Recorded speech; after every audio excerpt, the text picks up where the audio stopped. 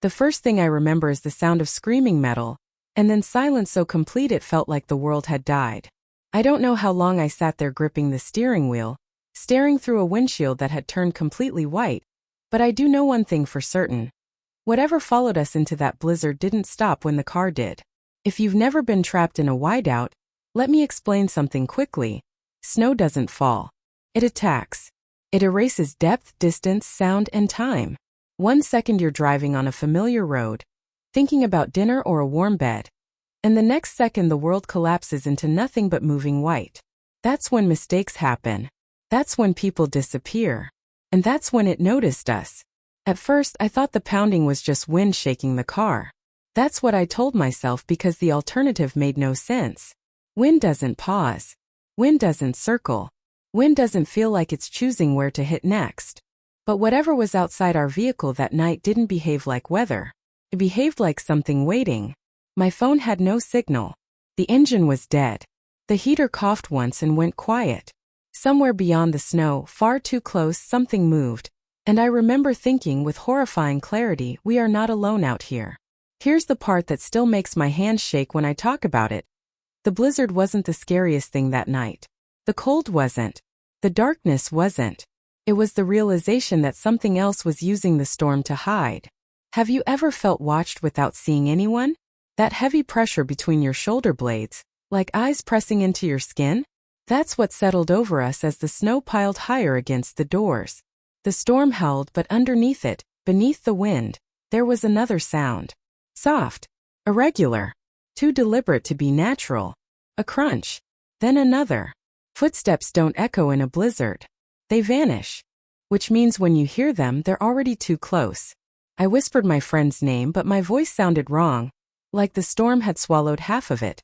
When he turned to look at me, his face was pale in the dashboard glow, eyes wide with the same question I couldn't bring myself to ask out loud. Did you hear that too? That was the moment I understood something had already gone terribly wrong. Not was going wrong had. Long before the car stalled. Long before the road disappeared.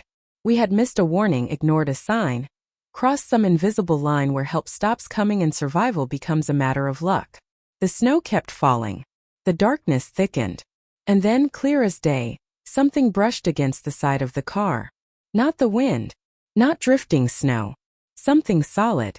The vehicle rocked slightly, just enough to make the seatbelt creak. My heart slammed so hard it hurt. I held my breath, listening, counting the seconds between sounds like that might somehow explain what was happening. Another scrape. Slower this time. Curious. That's when I realized the blizzard wasn't just trapping us. It was protecting whatever was out there from being seen. And as the temperature dropped and the night stretched on endlessly, one terrifying thought kept repeating in my head. People survive blizzards. But not when something else survives them too. Before the storm erased everything, my life was painfully ordinary. And that's important to understand. I wasn't an adventurer or some thrill-seeker chasing danger. I was just a regular guy trying to get home before the holidays. My name is Ethan, and at the time I was 29 working a boring logistics job that paid the bills and little else. That evening, I was driving through northern Montana with my friend Caleb, after visiting my sister and her family. It was late December, the kind of cold that seeps into your bones but still feels familiar if you've grown up around it. Snow wasn't unusual. Winter roads weren't unusual. We'd done this drive dozens of times before. It was just after 7:30 p.m. when we left town. The sky was already dark, but the stars were sharp and clear, and the road stretched ahead of us in a long, quiet ribbon of black. The radio played softly, some late-night talk show mixed with holiday music, and the heater hummed, filling the car with warm air that smelled faintly of coffee and fast food fries. Caleb sat in the passenger seat, scrolling through his phone, half listening to me complain about work. We talked about normal things, how my sister's kids were getting too big too fast, how he was thinking about moving in the spring, how good it would feel to sleep in our own beds again. There was nothing heavy in the air. No tension. Just two tired friends sharing the comfortable silence of a familiar drive. The road we took cut through a wide stretch of forest and open plains. During the day it was beautiful. At night it was calm in a different way. Quiet, steady, predictable. The snow along the shoulders reflected the headlights, making everything feel brighter, safer somehow. I remember thinking how peaceful it was, how the world felt paused, like nothing bad could reach us out there. The weather report had mentioned light snow later in the night, but nothing serious. No warnings. No alerts. Just winter doing what winter always does. I checked the temperature gauge, cold but manageable. The fuel tank was over half full. The tires were new. Everything felt under control. That sense of control is what makes this part hard to talk about now. Because at that moment there was no fear in me at all. If anything, I felt relaxed. The kind of tired calm that settles in when you know you're on the last stretch of a long day. My thoughts drifted lazily. What I'd eat when we got home. Whether I'd take the next day off. How good it would feel to shut the door behind me and lock the world out for a while. The forest slipped by outside the windows, dark and still. No movement. No strange noises. Just the steady crunch of tires on packed snow and the low murmur of the radio. Even the sky felt gentle. Clouds slowly rolling in without urgency. If someone had told me then that within hours that same road would vanish completely, that the quiet woods would feel hostile and alive, I would have laughed it off. I would have said they were overreacting. After all, we were safe. Warm. Prepared. That's the lie the normal world tells you right before it disappears. At first, the change was so subtle I almost didn't notice it. The road didn't disappear all at once. It slowly lost its edges. The reflective markers along the shoulder became harder to see, swallowed by drifting snow that hadn't been there just minutes earlier. The headlights caught flakes moving sideways now, not falling straight down, as if the wind had quietly shifted direction without asking permission. I turned the radio down. Not off, just lower. I don't know why I did that. I think part of me wanted to hear the road better, to listen for anything unusual. The tires sounded different too. The steady crunch had softened into a dull hiss, like the snow was getting deeper faster than it should have. Caleb finally looked up from his phone. "Is it just me?" he said. "Or did it get a lot colder in here?" I checked the dashboard. The temperature had dropped a few degrees, nothing extreme, but the heater seemed to be working harder now, blowing air that felt less warm than before. Outside, the forest felt closer somehow. The trees pressed in tighter along the road, their dark shapes blurring together as the snowfall thickened. Then there was the sound. Not loud, not obvious. Just a faint, irregular tapping against the side of the car. Like something brushing the door as we passed. I told myself it was branches weighted down with snow, bending into the roadway. That explanation made sense. It had to be that. Still, I rolled my shoulders, uneasy in a way I couldn't explain. The wind picked up next. Not violently, just enough to make the car sway slightly, enough to carry a low, hollow sound through the trees. It almost sounded like a distant voice, long and stretched thin, but every time I tried to focus on it, the noise dissolved back into nothing but wind. "Did you hear that?" Caleb asked. "Hear what?" I replied too quickly. He frowned, staring out his window. "Never mind." That's when the feeling started. The unmistakable sense that we weren't alone out there. Not in a supernatural way. Least not yet.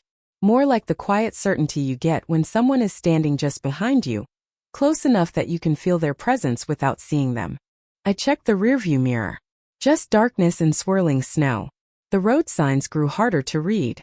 Snow clung to them in uneven patches, leaving only fragments of letters visible. The GPS voice cut in suddenly, calm and robotic, announcing a turn that didn't seem to exist anymore. The road ahead split into vague shapes, the boundaries erased by white. I slowed down. The forest had gone silent. No wind through branches. No distant animal sounds. Just the engine, the tires, and our breathing. That silence felt wrong. Heavy, like pressure building in my ears. Then the tapping came back. This time closer.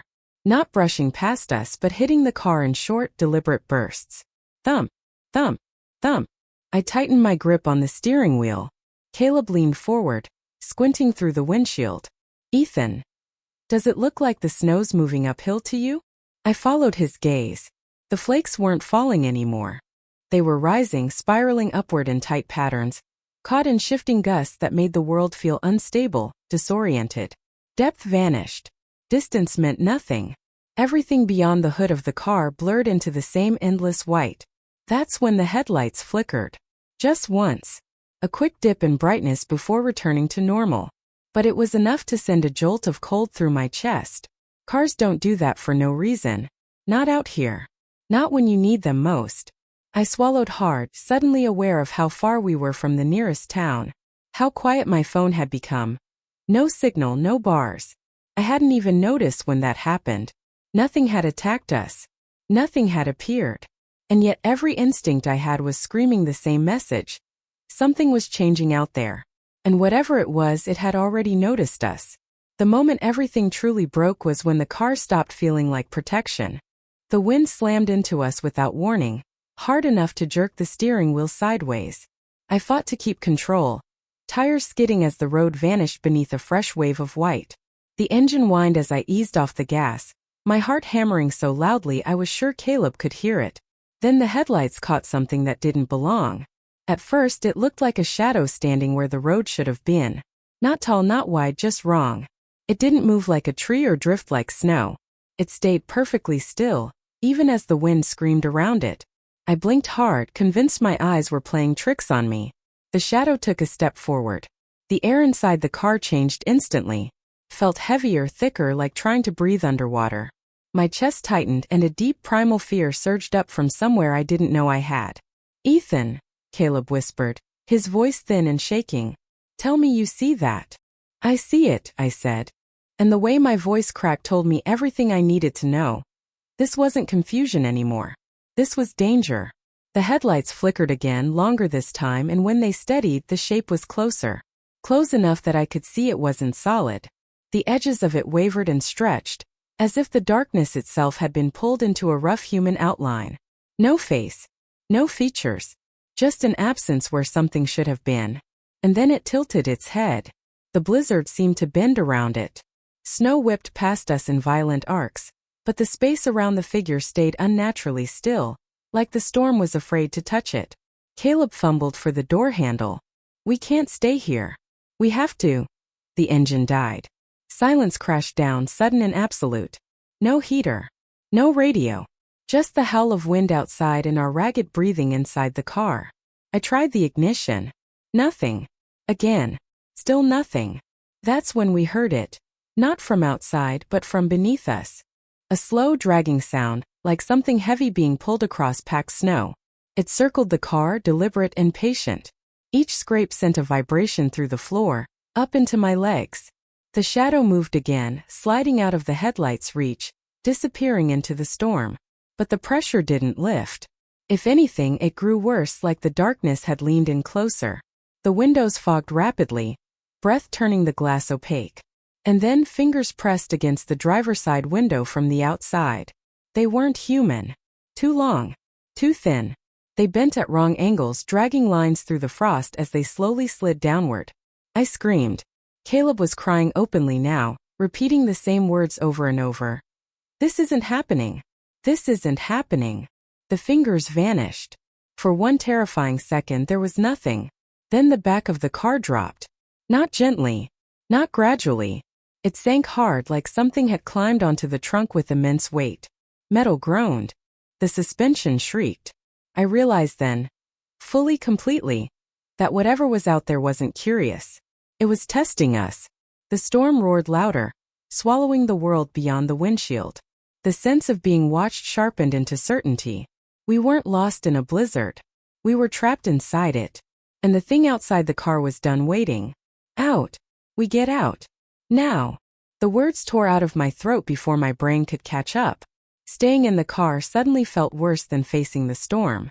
Whatever was on the trunk shifted its weight again. Metal screaming as the rear window spiderwebbed with cracks. Caleb didn't argue. He was already reaching for his door. The moment I shoved mine open, the cold punched the air from my lungs. The blizzard swallowed us instantly, white noise blinding, violent. Snow burned my eyes. The wind howled so loud it felt alive, screaming directly into my ears. "Stay together," I yelled, grabbing Caleb's jacket. Something slammed into the car behind us. Not the wind. Not snow. Heavy. Solid. We ran.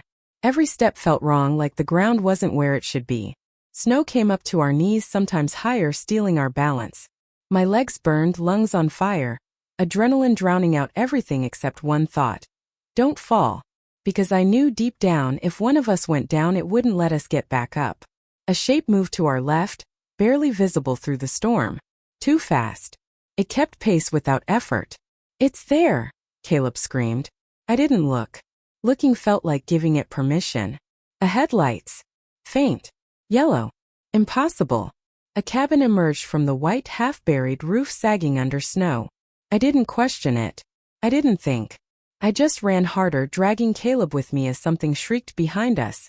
Not a voice, not an animal, but a sound that vibrated inside my skull. We hit the door together. It didn't budge. Again.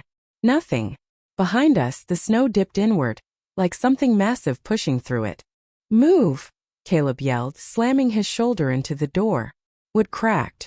The door burst open and we spilled inside, slamming it shut as something hit the outside with bone-rattling force. Darkness. Cold. Silence. Except for our gasping breaths and the furious pounding on the door. I threw the deadbolt. Useless. I knew it was useless. The cabin shook. Snow cascaded from the ceiling beams. The pounding moved slowly from the door to the walls. Scrape. Scrape. Like nails dragged across wood. Caleb backed away, slipping on the floor, eyes wild. It followed us. It followed us. I grabbed the first thing I could, a rusted fireplace poker, and stood between him and the wall as the scraping grew closer. The lantern on the table flickered to life suddenly, bathing the room in weak yellow light. And in that light, the wall bowed inward. Not breaking. Bending. A long, thin outline pressed through the wood, stretching it like skin. A shape forced itself against the cabin, testing, learning. Then silence. The pressure vanished. The scraping stopped. Seconds passed. Then minutes. Nothing. My legs gave out. I collapsed to the floor, shaking uncontrollably. Caleb was sobbing, hands over his mouth, trying not to make a sound. We waited like that for hours. Maybe longer. Time didn't exist anymore. Just fear and exhaustion and the certainty that if we made noise, it would come back. Eventually, the storm softened. The wind eased. Morning light crept through the frost-covered windows. We survived. Barely. When rescue crews found us later that day, the cabin showed no damage. No scratches. No dents. No footprints in the snow except ours. And one set that stopped right outside the door. As if whatever chased us had decided we weren't worth finishing. The rescue truck felt unreal. Warm air blasted from the vents, fogging the windows as soon as they pulled us inside. A blanket was wrapped around my shoulders, another around Caleb's. Someone kept asking questions, names, ages, where we were headed, how long we'd been missing. But the words floated past me like snowflakes. I answered without really hearing myself. Safe. That's what everyone kept saying. You're safe now. The blizzard had finally loosened its grip. The road was still half buried, but passable. The storm that had trapped us, hunted us, had simply moved on. At the ranger station, they examined us under bright lights. Mild frostbite. Dehydration. Shock. Nothing that explained the terror still clawing at my chest. When we told them about the cabin, about the thing outside, about the pounding and the shape in the wall, they listened politely, then exchanged looks. "There's no cabin in that area," one ranger said gently. I argued. I insisted. I could still feel the rough wood under my palms, still smell the cold dust and old smoke inside it. They sent a team out anyway. Hours passed. When they returned, the answer was the same. No cabin. No damaged car. No broken glass. No drag marks. No massive footprints in the snow. Not even our tire tracks. Just smooth, untouched white, like the storm had erased everything behind it. "It's like nothing was ever there," the ranger said. Caleb refused to meet my eyes. They offered to drive us to the nearest town. A motel. Hot showers. Real beds. We accepted without hesitation. Neither of us wanted to be anywhere near that mountain when night fell.